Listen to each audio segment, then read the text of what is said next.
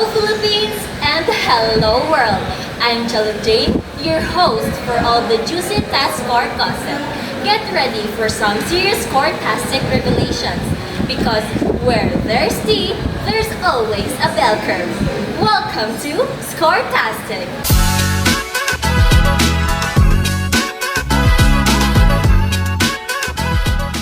Ladies and gentlemen, let's welcome our guest. She's not just a teacher, she's a teaching icon.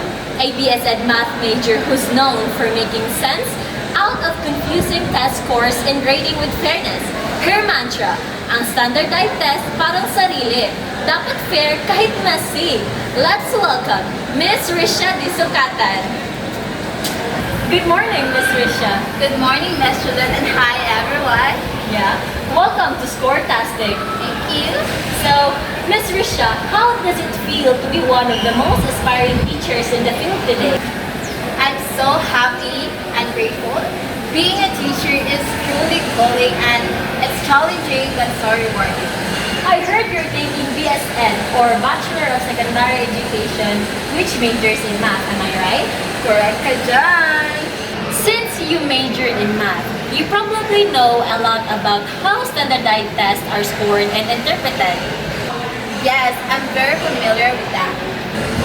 I'd love to see your signature teacher walk, and since you're known for your knowledge and passion about standardized test scoring and interpretation, I have some questions prepared for that topic.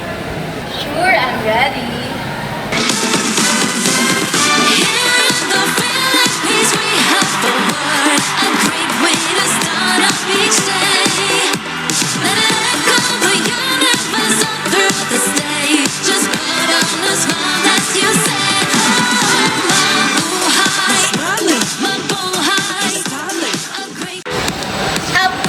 Morning to all of you. I am Rishami Disukatan and I believe standardized test scores are way more interesting than you might think. Forget the stress, let's turn these numbers into a party. Get ready for some facts, some surprising insights, and a whole lot of aha moments as we explore the exciting world of scoring and interpretation together. And I thank you. Miss Disukatan, that was an excellent presentation, both in terms of your compelling introduction and your insightful approach to the complexities of standardized test scoring and interpretation. So, here's your question. Why is it important for parents and students to understand standardized test score? Thank you for that wonderful question, Ms. Charlotte. So I believe understanding the scores empowers parents to support their children's learning effectively and allows them to identify strengths and weaknesses. This then led to more targeted learning strategies and better academic outcomes. And I thank you. Miss Risha, your answer was insightful. Precise scoring and interpretation of standardized tests are absolutely vital for fair and successful education. And your comments have given us a great starting point. Thank you for that. Thank you, Ms. Charlotte. We're going to take a break, but don't go anywhere. We will come back.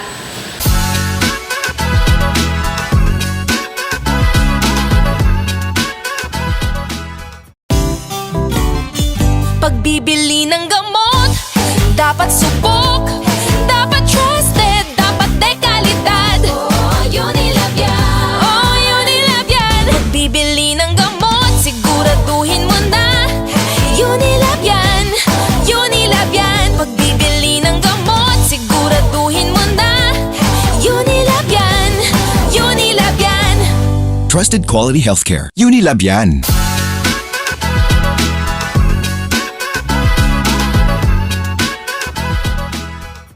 Welcome back again. Today, we're diving into the world of standardized tests, those assessments that shape so much of our academic lives. But how much do we really understand about how they are scored and what those numbers or scores actually mean? With me today is Ms. Disukatan, a passionate BSEd math student and rising voice in the field of education. So, Ms. Risha, let's start with the basics.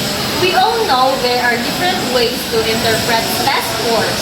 Can you explain the difference between norm reference and criterion reference interpretation? Absolutely.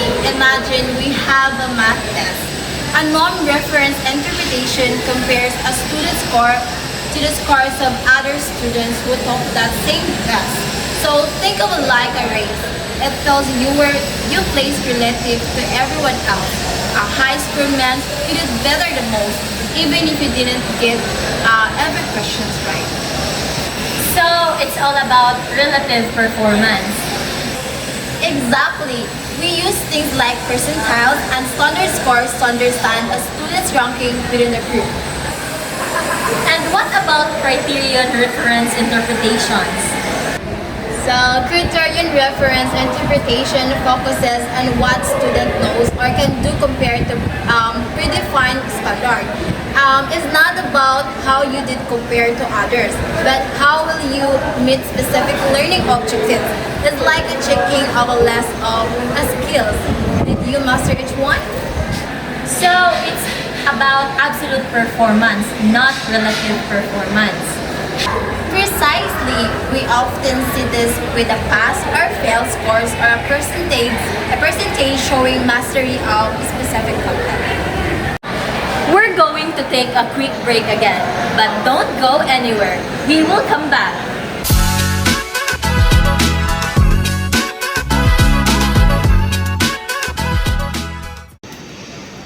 Mas pinalaki. Pinalaki? Mas chocolate. Ano bang meron dito? Ito ang fudgy bar. Mas pinalaki, mas pinasarap, at mas pina-chocolate. Over sa choco, over sa sarap. We crave fudgy, hey! Fudgy bar ang gusto ko. We love fudgy, hey! Fudgy bar ko to. Oh, laging fudgy lang ang lalaki. Oh, laging fudgy, fudgy lagi. Fudgy lalaki. Oh, laging fudgy lalaki. Oh, laging fudgy, fudgy lagi. Fudgy lagi.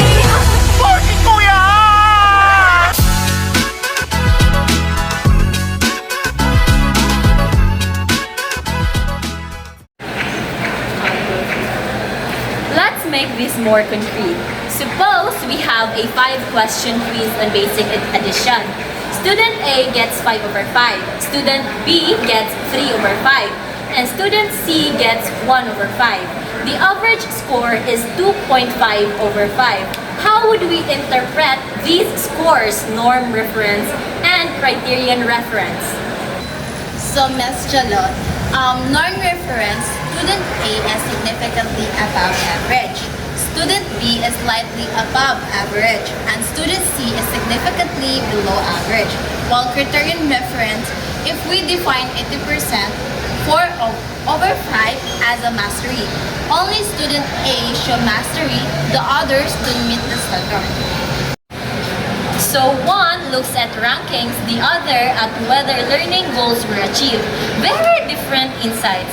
So Ms. Risha, why is understanding these differences is so important? It's crucial for educators, parents, and even students themselves to interpret scores correctly. A low norm reference score doesn't automatically mean a student is failing. So they might simply be in a high achieving group.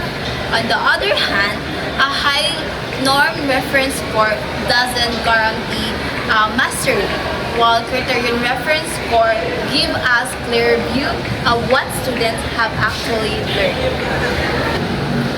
So it's best to use both types together for a complete picture. So absolutely, looking at the both relative performance and the mastery provides the most comprehensive view of a student's strength and areas for improvement. Ms. Risha, thank you so much for clarifying all of this. This has been incredibly insightful. My pleasure. And And that's all the time we have today on Scoretastic. Join us next time as we explore more about the world of education, numbers, and knowledge.